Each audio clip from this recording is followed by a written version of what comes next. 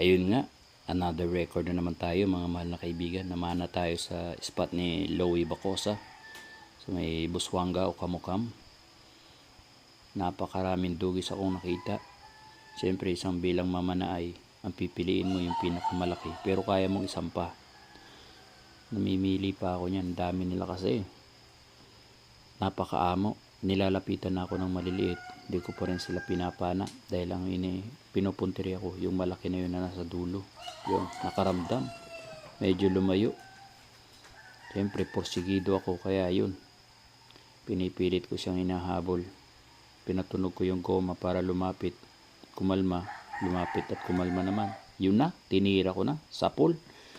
Ito ang naging problema, sobrang laki niya, sobrang lakas, hinila yung pana ko pati yung boya. Sa boya ko malaki, hindi niya kaya yon. Pero yung GoPro ko nakalagay sa pana, dala-dala niya pati yung GoPro ko lahat, mga pana. Buti mababaw, ayun, natanggal ang GoPro ko, nag-stay na lang dyan. Buti nakita ko pa rin awa na. Ayun nga, naisan pa rin natin siya. 12.4 kilos, bago kong record.